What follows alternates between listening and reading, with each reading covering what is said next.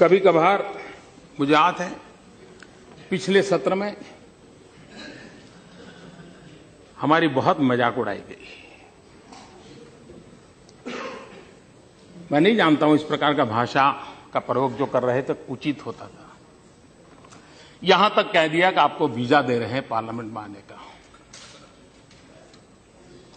इस प्रकार का प्रयोग करने वाले लोगों को मैं और तो कुछ कहता नहीं हूं, लेकिन मैं इतना कहता हूं, अंतर्राष्ट्रीय स्थानों पर कुछ काम निर्धारित होते हैं जिसको करने पड़ते हैं। उन मीटिंगों में पहले के प्रधानमंत्रियों को भी जाना पड़ता था, इस प्रधानमंत्री को जाना पड़ता है और भविष्य में जो आएगा उसको भी जाना पड़ेगा। लेकिन वही एक मजाक का विषय बन जाए कि हमारी राजनीति इतनी नीचे आ गई है कि हम कोई ऐसी बातों की चर्चा कर रहे हैं कि आपके पास मेरी आलोचना करने के लिए और कोई मुद्दे नहीं बचे। लेकिन मैं कहना चाहता हूं, अगर आपको देश की इतनी चिंता थी तो आप इस देश का प्रधानमंत्री विदेश गया तो कितना समय कहां बिताया, कभी उसकी भी तो जांच कर लेते, कभी उसकी भी तो इंक्वायरी कर लेते। मैं आज कहना चाहता हूं जी, मैं जापान गया तो जापान मेरे कार्यक्रम में मैंने एक कार्यक्रम क्या जोड़ा, मैं वहां एक नोबेल लॉरिएट साइंटिस्ट याकामाहा को मिलने गया। क्यों? फोटो निकलवाने के लिए। मैं इसलिए किया गया कि उन्होंने स्टेम सेल के अंदर जो रिसर्च की है, मैंने जितना पढ़ा था तो मेरे मन में आया था शायद इनकी एक खोज हमारे काम आ सकती है क्या। क्योंकि मैं जानता हूं मेरे देश के आदिवासी, उन आदिवासियों को परंपरागत रूप से सिकल सेल की भयंकर बीमारी से जूझना पड़ रहा है, और सिकल सेल की बीमारी कैंसर से भी भयंकर होती है। जिन्होंने सिकल सेल की बीमारी वालों के विषय में पूछा है तो पता चलेगा ये कितनी पीड़ादायक होती है और पीढ़ी दर पीढ़ी चलती है। अभी तक उसकी कोई दवाई नहीं मिली है। एक आशा लगी है कि स्टेम सेल के द्वारा सिकल सेल की बीमारी से मुक्ति हो जाए।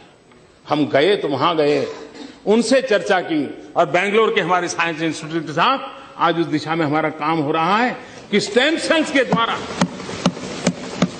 हमारे युवा साइंटिस्ट कुछ खोज करें। मेरे आदिवासी भाइयों को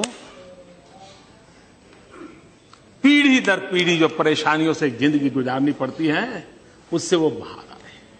हम ऑस्ट्रेलिया गए, G20 समिट में गए। हम कहां गए?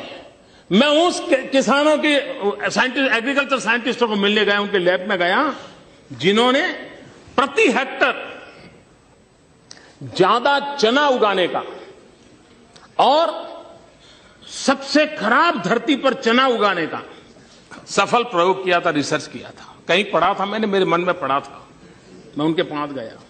हमारे देश को पल्सिस में हम बहुत पीछे हैं। देश को पल्सिस की जरूरत है। गरीब आदमी को न्यूट्रिशन फूड के लिए प्रोटीन जरूरत है। हमारे देश के गरीब को प्रोटीन मिलता है दाल में से, पल्सिस में से मिलता है। अगर हम हमारा किसान अच्छी मात्रा में पल्सिस पैदा कर सकता है, अगर प्रति हेक्टर ज्यादा पल्सिस पैदा कर सकता है तो उसको भी अच्छी आय मिलेगी और हमारे गरीब का भी भला होगा। और इसलिए मैं उन साइंटिस्ट को पास जाकर के घंटे बिताए ये समझने के लिए कि बताइए मेरे देश के किसानों को ज्यादा पल्सिस पैदा करने के लिए क्या रास्ता हो सकता है, ज्यादा चना पैदा करने के लिए क्या रास्ता हो सकता है, अरहर पैदा करने के लिए क्या रास्ता हो सकता है, उसके लिए मैंने समय बिताया। मैं एक और साइंटिस्ट के पास गया, इस बात के लिए गया मिलने के लिए कि उन्होंने केले में कुछ नई खोज की थी। मैं समझना चाहता, मुझे पूरा पता नहीं था, तो मैं ऐसे ही चला गया उनके पास, उनके साथ बैठा, उनकी लैब देखी, उनके प्रयोग देखे। उन्होंने केले में न्यूट्रिशन वैल्यू बढ़ाने में बहुत सफलता पाई है, अधिक विटामिन को पाने की सफलता पाई है। केला ये अमीरों का फल नहीं है मेरे भाइयों बहनों, केला एक गरीब से गरीब का फल हो।